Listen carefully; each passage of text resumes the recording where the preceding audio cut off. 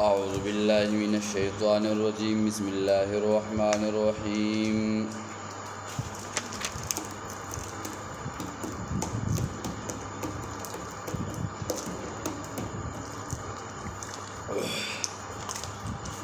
أتى أمر الله فلا تستعجلوا سبحانه وتعالى عما يشركون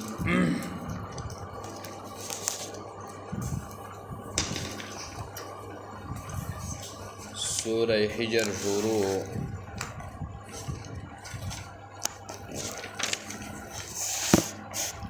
فهغی کی واقعہ و تذکرہ د نحل شیوہ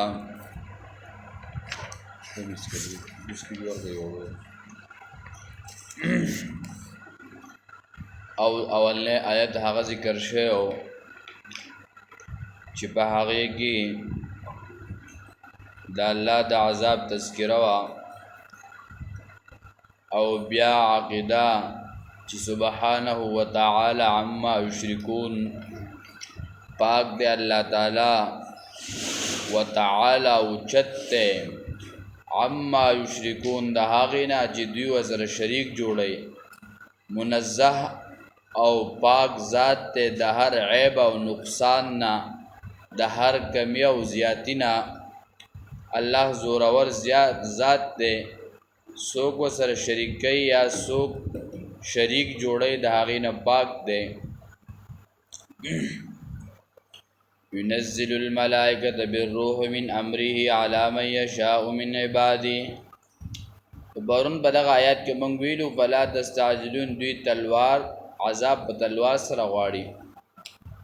نو دغه شانتي سوره عنکبوت کې هم دا خبر راغلی وه ويستعجلونك بالعذاب ولولا اجل مسمى لجاءهم العذاب په دوی باندې به الله عذاب راوسته بلکې د عذاب دپاره الله یو وخت مقرره کړلی او په هغه وخت باندې به عذاب راولي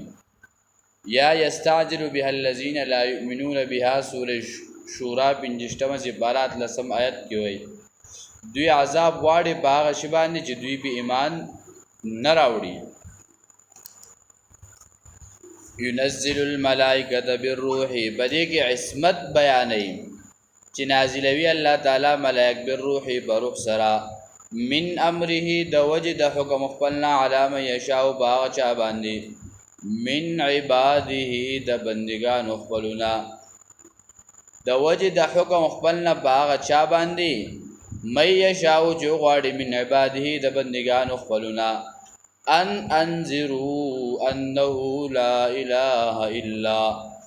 چیرا یرا ورکا بدی بیان بدی په بیان د دې خبره یرا ورکا په بیان د دې خبره لا اله الا هو چې نشته حقدار د بندګۍ سوا زمانہ فتقون زمانہ ویریږي ينزل الملائکة بالروح من امره الله جل شانه نازل دی ملائک لرا بالروح په قرآن سره نو د روح نه مراد څه دی بلې کې علماو یو څو خبرې ذکر کړي یا د روح نه مراد دلته کله په قرآن کې ذکر دی راځي په انسان سره بلسمه زباره آیت نمبر 85 قل الروح من امر ربي وما اوتيتم من العلم یا په معنی د جبرئیل امین سره نزل به روح الامین نزل به الروح الامین راکو شوه ده پدی سر دا روح آغا امانتدار سورہ شعراء 193 نمبر آیت یا دا وحی دا روح پا معنی دا قرآن سرا سورہ شورا 50 سپارہ آیت نمبر 52 وَكَذَلِكَ أَوْحَيْنَا إِلَيْكَ رُوحًا مِّنْ أَمْرِنَا مَا كُنْتَ تَدْرِي مَا الْكِتَابُ وَلَا الْإِيمَانُ الله خپل حبیب دوی ای زما حبیبا مخکې د قرآن د درکولو نه تبتا بیان او په ایمان باندې نبوی دی او تفسیر ماوردی هم ذکر کوي د روح نه مراد هغه قرآن کریم دی یا د روح نه مراد چاویل چې عذاب دی یا د توحید دی ينزل الملائکه نازل الله تعالی ملائک بالروح باغ قرآن پر روح سره یعنی قرآن سره من امره بامره د وجه د حکم خپلنا علی من یشاء باغ چا باندې چې وغواړي نو روح ذکر شو چې څنګه د انسان ژوند هغه په روح باندې بنا ده چې کله د انسان په بدن کې روح وي دا انسان قتل کول شي دا انسان اوریدل کول شي دا انسان هغه تلل کول شي د په لاس باندې هر څه محسوسول شي خو چې کله د انسان د بدن روح اوزي نو دا انسان سشي د مرشي او د بوټي شي او چې کله دا روح موجود ده په دې باندې انسان هغه هر څه سوچ او هر څه کولای شي او د روح د انسان د ژوند لپاره څنګه چې بده کې روح موجود ده دغه شان دي د انسان د زړه لپاره وحي هغه پکار ده نو چې کله د انسان روح په بدن باندې ژوند دی نو د دې روح د لپاره غذا هغه قرآن او وحي ده نو چې کله د روح غذا هغه قرآن او وحي شو نو یقینا چې دغه انسان هغه کامیابی طرف ته د ژوند او زندگی هغه روانه ده او دلته روح ذکر کړه د دینه مراد جبرئیل امین دی ځکه چې دا واحد یو پرشتہ چې ټولو انبیاو ته وحی دی راوړی دا او ټولو انبیاو ته په وحی سره دی راغلی دی که چرته په بعضې موقعو باندې چرته یو نیمه پرشتہ راغلی بلکې ټوله وحی ټولو انبیاو ته وحی راتګ هغه جبرئیل امین کړي دا او علامه یشاء من عباده بدی کی اشاره ده چې نبوت دا عطای سیز ده بلکې دا کسبی سیز ده بلکې چې الله چا ته وغواړي د خپل بندگان ده هغه ته وحی ورکي بلکې دا وحی چې دا په کسب سره نه ده بلکې دا عطای ده چې د الله سو خوښي هغه د خپل بندگان ده هغه د سور کی وحی ورکی علامه یشاء من عباده ان انذروا لا اله الا یرا ورکا بدی چې یرا ورکا په بیان د دې خبرې نشته حقدار د بندګۍ سیوا زمانہ اے د بندګۍ لایق صرف څوک ته هغه الله دی او امام رازی رحم الله د روح په باره کې ذکر کوي چې وحی تا او قرآن ته روح زګ ویلی دا ډیر یو لوی مناسبت او مشاکلت د وجنا بلکې روح حقیقی او اصل هغه قرآن او وحی دا زګه بدی سره انسان د جهالت او د غفلت او د خوب نخلاصيږي او مومي بدی ذریعہ سره انسان د حیوانات د پوښ نو موزي چې وجه دار چې د انسان بدن بغیر د روح نه دا مظلوم او مړوي چې کله وسر روح راشي اتصال وسر راشي یوځه وسر شي د انسان سره نو دا انسان به ژوندې شي او د نورانی شي او نورانیت هغه اثر په حواس خمسو کې ظاهر شي خدا روح هم ذاتی او ظالمانه او جاهل وي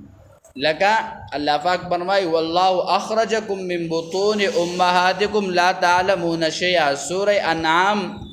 78 آیت کې برازي الله پاک پیدا کوي د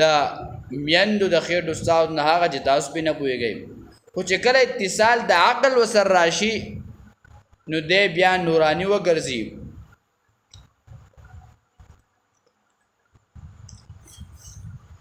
نو وحی او قرآن سره استکمال د عقل راځي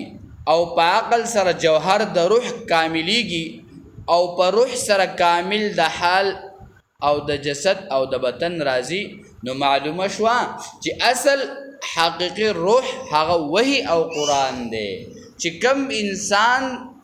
د روح تعلق داغه د وحی سره د هغه د قرآن سره وي بس دا قرآن باغس د باغسی د لار او باغی باندې سره روان دي علامه یشاء من عباده ان انذروا انه یره ورکه په بیان د دې خبرې چې نشته حقدار د بندګۍ سوا زمانہ نو پتقون زمانہ ویریږئ اے ز الہ یم بل الہ نشتا بل مددگار نشتا بل حاجت روا نشتا چې الہ زیما حاجت روا زیما مشکل گشا زیما نو زمانہ بل د آواز ولیږئ بل د مدد ولې غواړي بل د چغه ولې وهي زه خو الہ یم ما ته آواز کوه زمانہ غواړه او زمانہ یریږه نو معرف القرآن کې شیخ ادریس کاندلوی رحم الله ذکر کړی دي چې په توحید او تقوا په هر زمانه کې سره اتفاق دی خو د توحید هغه کاملواله راځي په قوت نظری سره او د تقوا کاملواله راځي په عمل سره وس یو سړی هغه ته الګ وای دا ډیر نیک دی د نیکۍ دا پته به د سره لګي د ډیر عبادت نه د ډیر ذکر نه د ډیر نوافل او د منګزارۍ نه چې دا سړی ډیر منګزار دی د ډیر زیات عبادت گزار دی د تلاوت د قرآن د نوافل د قرآن او د ذکر کوي هر وخت د الله په عبادت کې په سنه طریقه باندې مشغول وي د الله کله ذکر کله قرآن کله نفل کله منځ نو دا یو قسم طریقه د عبادت اختیاري او په دغه باندې ځان مصروفه کوي چې د الله ته نږدې شي او الله ته قرب حاصل کړي د دغه وجنا ان انذروا انه لا اله الا انا فاتقون نو وزدل دلیل ذکر کوي دلیل اول خلق السماوات والارض بالحق پیدا کړی د اسمانونو او زمکه د پاره د حق د ښکارا کولو اې چې په دې سره حق شي هغه ښکارا شي د زمکه او د اسمان پیدا کول صرف دا نو بلکې د دې سره د الله هغه وحدانیت ښکارا کولو چې په دې سره هغه حق ښکار شي او په دې باندې کله کله زوال به هم راځي داسې وخت به راشي چې دا به پناه شي زوال به راشي او دا به شي ختم بشي بلکې هیڅ به پاتې د دین شي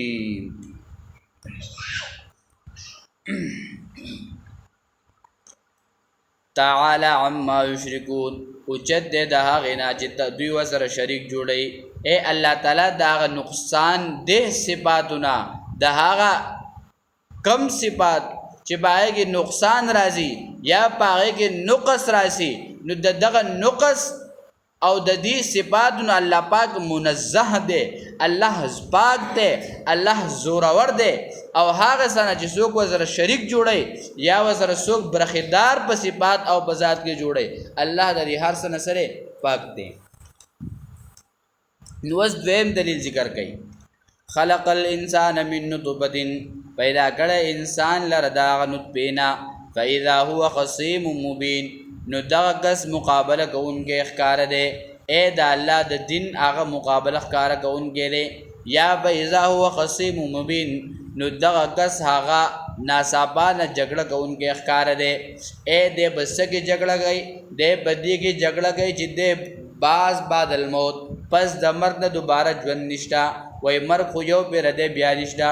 ابی ابن خلف الجهمی داغه مبارک راضی بیا هغه بلار باندې روانه یو کوپړی ولیدا هغه له یو تلکه داوی وړو نو هغه وریجی دا هغه په صادر کې راواغه او نبی علیہ السلام له راوړه نبی علیہ الصلوۃ والسلام دی ته چې پس د مر نه ژوندشته آیا دا کوپړی دا خو په دې ډګي سره ریجی په دې ګل سره ریجی او په بلق بلق باندې وخاندل وی آیا دا الله به څنګه دوباره دا ژوندې کوي نو الله وای هغه سیس ګران دی چې کله یو سیس اول نه بلکې انسان ژوندې شه بیا به مرګ راغله نو بیا د دوباره ژوند کول سری دا خو آسان دی اصل چیز دا چې د یو چیز اول ژوند ګران دی چې کله یو چیز په اول ژوند سره ژوندې شي نو بیا دوباره داغه ژوند کول دا څنګه خبره نه ده فاذا هو خصيم مبين یا دا سره دا جګړه مار دی د بحث مباحثه کوي د راوزی میدان ته د الله د یووالي نه منکر شي د الله هغه توحید نه منکر شي د الله د قدرت نه منکر شي د قرآن نه منکر شي او د الله د رسول رسالت نه منکر شي نو د بیا میدان ته راوزي د جګړه د مخلوق د مخلوق سره جګړه نه کوي بلکې مخلوق هغه د یو حیوان سره جګړه نه کوي بلکې دی بیا میدان ته راوځي د الله د ذات باندې هغه جګړه د الله توحید هغه پریدي د الله قرآن پریدي او بیا د رسالت هغې ته د جګړې لپاره راوځي لکه سوره یاسین کې هم دا خبره ذکر کوي مثال چې ذکر کوي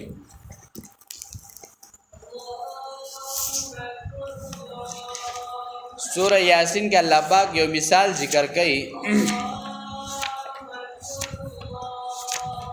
درشتمه سپاره کې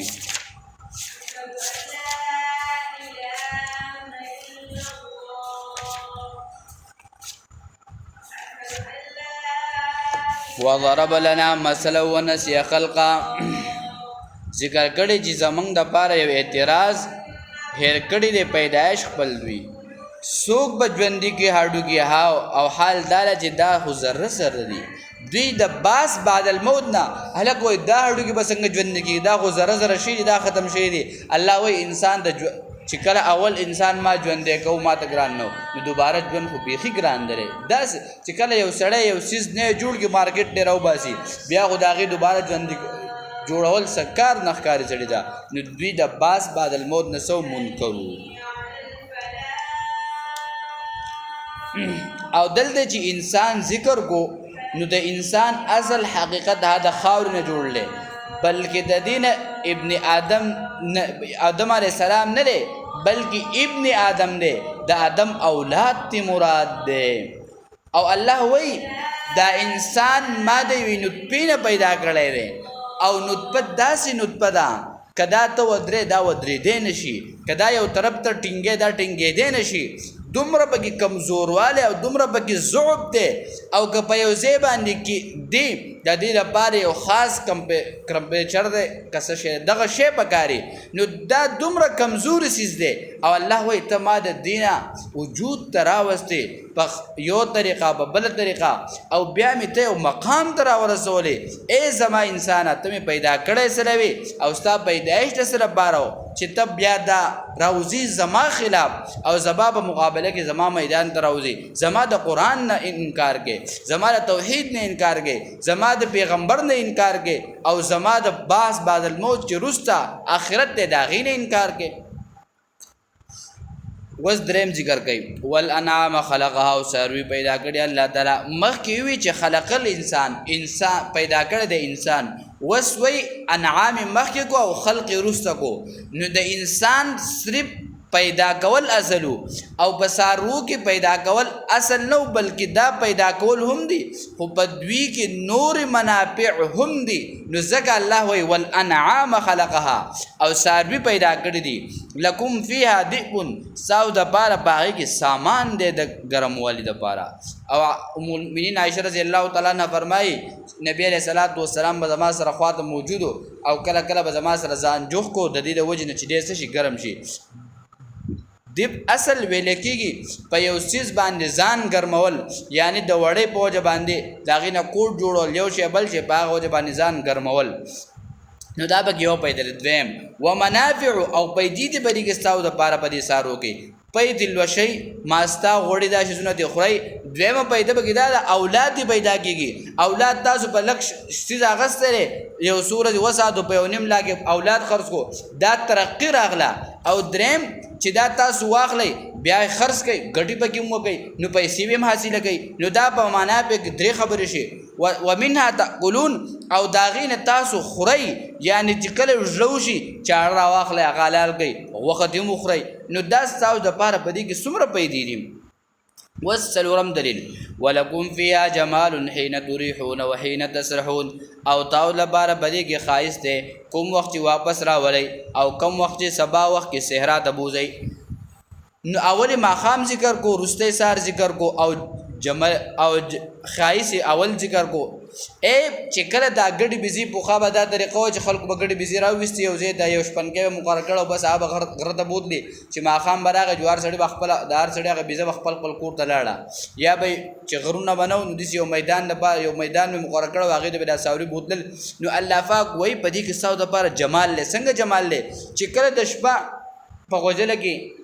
ساروی تیر کی نو دی په غوشانو باندې سقاشي په میچازو کې سقاشي د بل سارو سره لګېدلی بدبو ته خېږي او چې کله سهار شي دی وځي نو په دې غر کې په دې او په دې دشتو کې د یو سي سره ځانو مګي د بل سي سره ځانو مګي او خوراک هم کړی چې راغی نو دا تی هر څه ډکي او دغه شانتي د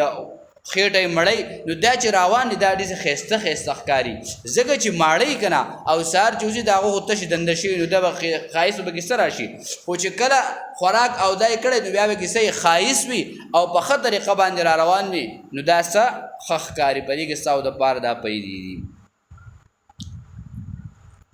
او بنزم دلیل ذکر کړي وتحملوا اثقالکم الى بلد لم تكونوا بالغیه الا بشق الانفس او پورته کوي یعنی بوزي هغه بوجونه ستاسو یا پورته کوي هغه درانه بدلونه ستاسو الا بلد لم تكونوا داسې خارونو ته لم تكونوا بالغیه الا بشق الانفس نه تاسو رسیدونکي هغې ته الا بشق الانفس مگر په تکلیف د نفسونو ستاسو سره الله وی کله دا سارو ستاسو دپاره بوجونه چوتئ داسې زګون ته وړي داسې خارون ته چې تاسو هغې ته نشئ رسېدی که تاسو ورته رسئ هلکه سړی وایي پلانکي ځای ته لاړم خو ساه مې وختو وایي دومره ګران لاره وه دومره ګران ځای نو دې ته دې د اشاره ده چې تاسو الله وایي څاروي پیدا کړل کله ستاسو بدنونه تاسو پې سواره شوئ داسې ځګي ته ورسوله چې تاسو په خپله نشئ تللی یا ستاسو دپاره داسې بوجونه و چې هغه تاسو په خپله هغه ښار ته نشو رسول الله وایي د دې څارو په وجه باندې هغې ته ما ورسول ان ربکم لرؤوف الرحیم یقینا رب ستاسو ډېر شفقت کوونکی دی او رحم کوونکی دی یو شفقت ذکر کو یو رؤوف ذکر کو ځکه په دې حیواناتو کې ستاسو دپاره څیزونه دي چې دا چوتی او هغه وړي او ګرځي نو د دې مثال داسې دی د یو سړي دوست دی هغه په یو سړي باندې خفه کېږي د شفیق مثال دا دی یو سړي ته کینسر لګېدلی د یو سړي نه لاس کټ کېږي نو دی وایي هلکه چې د نه دا لاس هم کټ نه شوې او دی خم شوې او دویم دا یو سړی وایي هلکه د دا کینسر دی دا لاس دې کټ شوې خو چې نور بدن یې بډ شوې نو دا یو د شفیق معنی شوه او یو د رؤوف هغه معنی شوه اللهم ربنا اتنا فی الدنیا حسنه وفي الاخرة حسنه وقنا عذاب النار